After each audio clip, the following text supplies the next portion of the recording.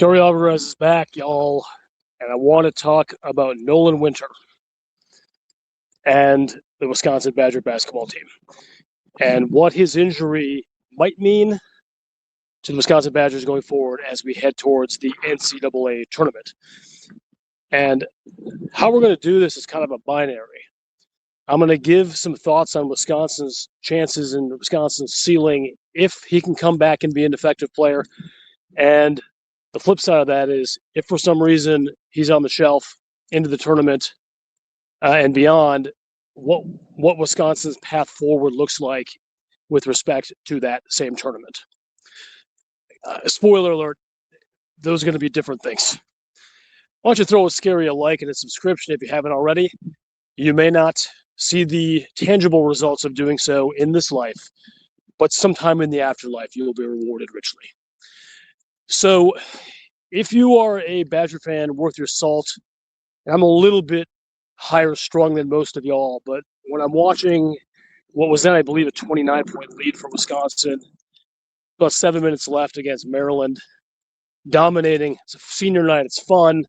We don't have the Isaac Guard 3 yet, but it's a fun night. And you see your kind of all everything gadget, not gadget in the sense of like a gadget receiver, but the guy just does so many things well in Nolan Winter. You're dominant for a Badger front court player guy in a relative sense. Very responsible defender. Good rebounder. Double-double waiting to happen every single game. Come down under the basket, start clutching lower on his leg and looking frustrated. You are petrified and horrified, not only because you like this kid and you don't want to see a player in pain who put so much work into their game, but as a Wisconsin fan, more selfishly, you're seeing this team's tournament run on the ground writhing in pain right there. It's a perfect allegory. And the hush that came upon the Kohl Center crowd after this was the same emotion that you felt if you're watching the game on TV. You just kind of have a sick feeling in your stomach about it. This team has had some injuries here and there, but they have had reasonably good injury luck over the past several years. It's the fact. There's been times like Chucky Hepburn going down in that Iowa State game back in 2022 that totally changed the trajectory of that tournament for Wisconsin. But they've had most of their guys in most of their games. This is a guy that's so important to this team, especially on the defensive end and the culture, that it was like anyone going down. I don't think there's a player on that team I would have been more worried about. So you see him get up and get helped off, and all of the air, although it returned again for these seniors, and they closed out really strongly with some cool and fun stuff at the end, but the air was just absolutely let out of the Kohl Center. It was terrible. So, I was doing some stuff online and some sleuthing and checking my sources. I'm not going to be a Pulitzer Prize winning reporter anytime soon, but I got some guys I trust. And right after it happened, I think a lot of them were just like, we just don't have a damn clue. Scary. We're not sure. We're not sure. You saw what we saw. It looked pretty bad. So at that moment, it seemed apocalyptic.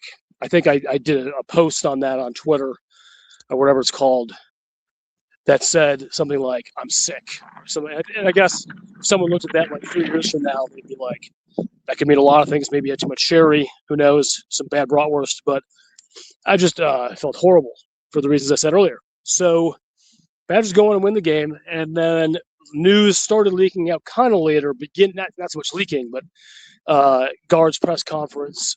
He seemed to indicate that at least the worst had been avoided. The worst being a torn ligament or something like that would put him out for months, if not closer to a year.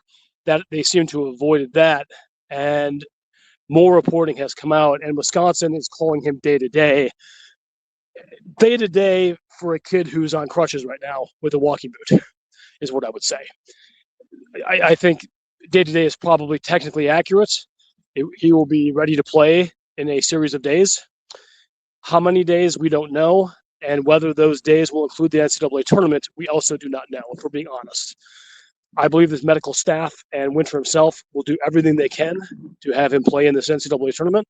I wouldn't count him out. Not counting him out. That's inherent in the show I'm doing right now.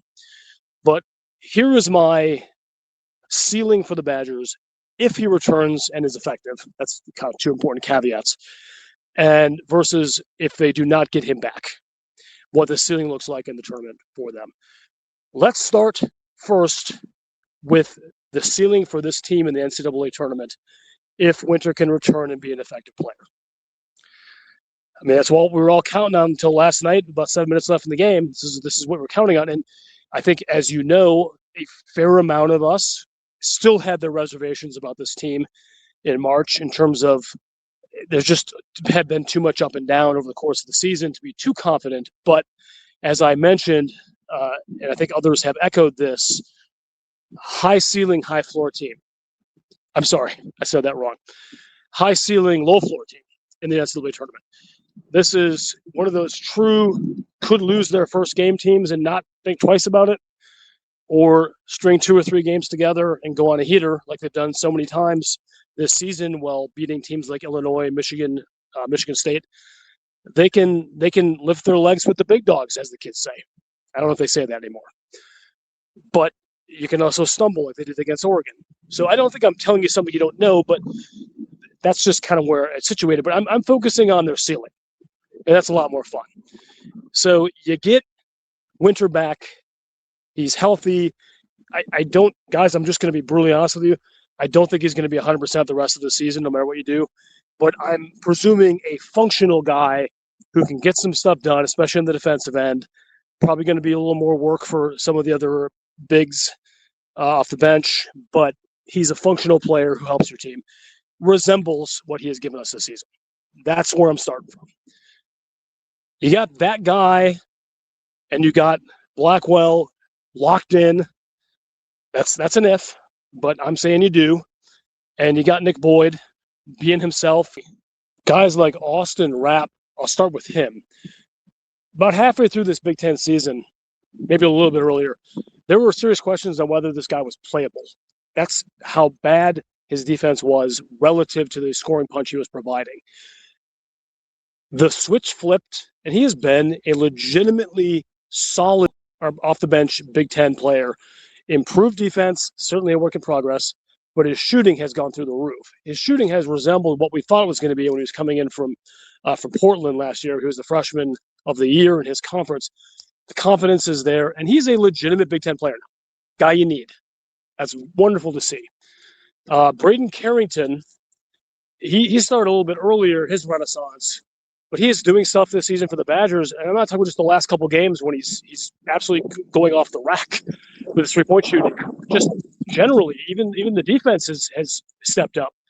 But he's been a legitimate six-man of the year contender. I mean, the early part of the season, and this is a guy who was a very, very kind of mousy scorer before, never got the opportunity, or no one believed in him enough, or no one had the offense that used his skills like Greg Gard's offense is using his skills. But this guy's having, in his senior year, an absolute renaissance. He's a very effective three-point shooter. Yes, he doesn't score inside almost ever, but he is a dead-eye shooter who is feeling it right now, and he's been just amazing. So you have those guys added to the mix of what you have. I think at this point, we know who Rhodey is. He's going to give you a max defensive effort. He's going to have a little bit of awkwardness in about his offensive game. I don't know why he backslid this year in a much better offense than he was in with Virginia, but it has happened. But you feel comfortable with that guy in the court. I have no problem with that. I have no problem at all with him on the court. He may not close every game, but he's a solid rotational player for the Badgers. And, you just want to get a little bit out of your bigs. You're never quite sure how that's going to go. But I think this team is set up to have some success if they hit their ceiling. That's the premise of the show. So if this team hits its ceiling, this is an Elite Eight team. I said it. I'm telling you. I'm not talking about it's a miracle if it hits its ceiling. Hitting your ceiling is performing above what the baseline would be. So when you say that means they have to win 3 games against 3 really good teams, or at least 2 really good teams and 1 good team, yeah, that's not likely. Hitting your ceiling is not the most likely outcome.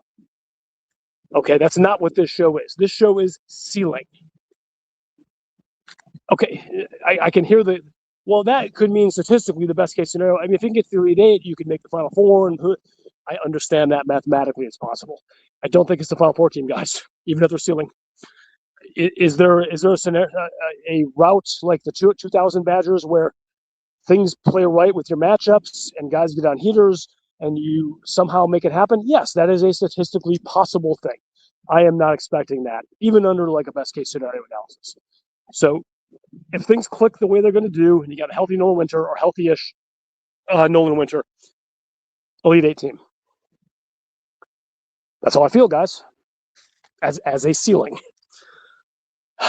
Okay, that's out there. Now, Nolan Winter. I got some bad news. If you squint and do some aerobics, both mental and physical, you can wedge your way into a situation where the Badgers could put a couple of games together and somehow make the Sweet 16 and call that a ceiling. I'm not doing that. I'm trying to be realistic here, and I'm a pretty optimistic guy. But with at least the basic ups and downs we've seen over Wisconsin over the past month or so, mostly up, but a significant number of downs, I was going to struggle a little bit to make them get 2 games together to get the Sweet 16 fully healthy. Not saying it couldn't happen, not saying it's not a coin flip, but that was not going to be a given. Without Winter, and especially his defensive work, it's mostly defensive and rebounding work. I mean, his passing is great, his scoring is sometimes necessary, sometimes not. It would take to get to the Sweet 16. It's not a miracle, but it would take 3-point shooting at a level that Wisconsin has not put together probably in consecutive games. If they have, it hasn't been many times. It would have to be a 50% kind of 3-point shooting. Not impossible. Teams get on heaters. Let's do it for Nolan. There's all kinds of ways you can spin this, and I don't want to be the guy who said there's no way Wisconsin can make the Sweet 16 without Nolan Winter. It is mathematically possible. I don't think it's likely, and the ceiling, the realistic ceiling that I have for a team without Nolan Winter is probably around a 32. That's how big a difference he is. I have an Elite Eight ceiling with Winter and a round of 32 ceiling without Winter, because I've seen this team play enough, and please prove me wrong. Please prove me wrong. I would love to be wrong. I've been wrong many times, and this one, you can just put it on the stack, and I would be A-okay with that. And again, to cover my ass, as I said, without him, or with him not functionally the same player that he has been all season, this team could string together 2 wins. They have enough snipers to do it. I just don't think it'll happen, given where they're going to be starting in seeding, which is between a 6 and a 9. Maybe a 5, probably not. Probably a 6 or 7. Most likely a 6 or 7. You're playing a team first round like Texas, if you're a 7. An athletic, difficult team that could give us fits. And obviously, all of this is matchup-based. There are matchups and location where your games are that could make a huge difference in here. And usually Wisconsin isn't done any favors by the NCAA. But I just see them as an Elite Eight ceiling with Winter, and I see them at a round of 32 ceiling without him, with all kinds of variables in between. I understand that. But I'm not getting $1 million to do this podcast, guys. I'm just going to give you my opinion. I mean, I have no agenda or anything to prove here. But I would love to hear what you think. Throw it down in the comments. Tell me I'm crazy. Telling me I'm amazing. Obviously, I prefer the latter, but it is not required. But I really appreciate it. On Wisconsin, and Scary Alvarez is out.